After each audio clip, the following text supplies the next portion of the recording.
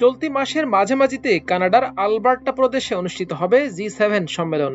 এতে যোগদান করবেন না ভারতের প্রধানমন্ত্রী নরেন্দ্র মোদী।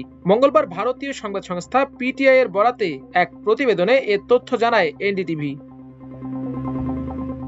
যদিও ভারতের পক্ষ থেকে বলা হচ্ছে, উত্তর আমেরিকার এই দেশটির সঙ্গে দিল্লির সাম্প্রতিক টানাপোড়েনের কারণে জি7 অংশ নিচ্ছেন না মোদী, তবে মূল কারণ সম্মেলনে অংশ নেয়ার জন্য মোদীকে আমন্ত্রণই পাঠায়নি কানাডা।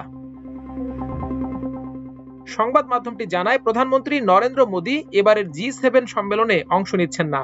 এর ফলে 2018 সালের পর এই প্রথম তিনি এই ধরনের আয়োজনে যোগ দিতে পারছেন না বলে সংশ্লিষ্ট সূত্র জানিয়েছে। কানাডার আলবার্টা প্রদেশে আগামী 15 থেকে 17 জুন পর্যন্ত জি7 সম্মেলন অনুষ্ঠিত হবে। সেখানে বৈশ্বিক গুরুত্বপূর্ণ বিভিন্ন ইস্যু যেমন রাশিয়া ইউক্রেন যুদ্ধ এবং পশ্চিম এশিয়ার উত্তেজনাকর পরিস্থিতি নিয়ে আলোচনা হবে। সূত্রগুলো জানিয়েছে, এখন পর্যন্ত কানাডা ভারতের প্রধানমন্ত্রীকে কোনো আমন্ত্রণ পাঠায়নি। তবে দিল্লির পক্ষ থেকে বলা হচ্ছে, আমন্ত্রণ পেলেও মোদী এই সফরে যেতেন না, কারণ ভারত কানাডা দ্বিপাক্ষীয় সম্পর্ক বর্তমানে এতটাই খারাপ অবস্থায় রয়েছে যে এমন সফরের আগে ব্যাপক প্রস্তুতি ও পদক্ষেপের প্রয়োজন হবে। ভারত ও কানাডার সম্পর্ক 2023 সালে চূড়ান্ত অবনতির দিকে মোড় নেয়। সে সময় কানাডার তৎকালীন প্রধানমন্ত্রী জাস্টিন ট্রুডো অভিযোগ করেন, খালিস্তানপন্থী নেতা হরদীপ সিং নিজ্জারের হত্যাকাণ্ডে ভারতের জড়িত থাকার প্রমাণ রয়েছে। তবে চলতি বছরের এপ্রিলে পার্লামেন্ট নির্বাচনে লিবারেল পার্টির নেতা মার্ক কার্নির জয় ভারতকে কিছুটা আশার আলো দেখিয়েছিল।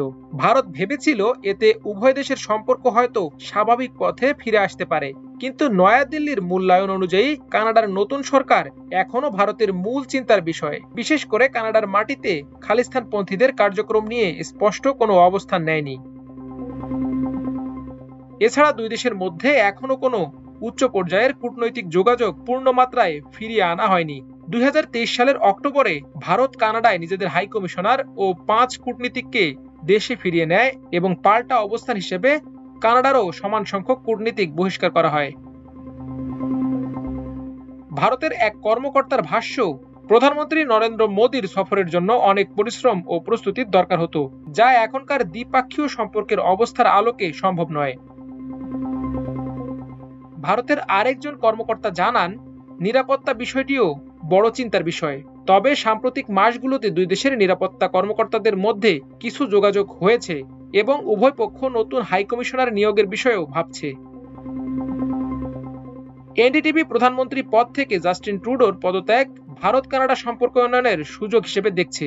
ভারত বরাবর অভিযোগ করেছে, ট্রুডোর শাসনামলে কানাডা খালিস্তানপন্থীদের সে দেশে কার্যক্রম চালাতে লাইসেন্স দিয়েছে। এদিকে ট্রুডোর বিদায়ের পর ভারতের পররাষ্ট্র মন্ত্রণালয়ের মুখপাত্র রণধীর জয়সওয়াল বলেছিলেন, আশা করি কানাডার সঙ্গে নতুন সম্পর্ক গড়তে পারব, আর সেটা পারস্পরিক আস্থা ও সংবেদনশীলতার ভিত্তিতে। জি7 এর বর্তমান সভাপতি কানাডা।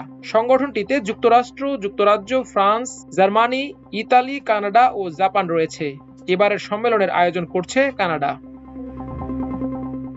মাল্টিমিডিয়া ডেস্ক, আমার দেশ।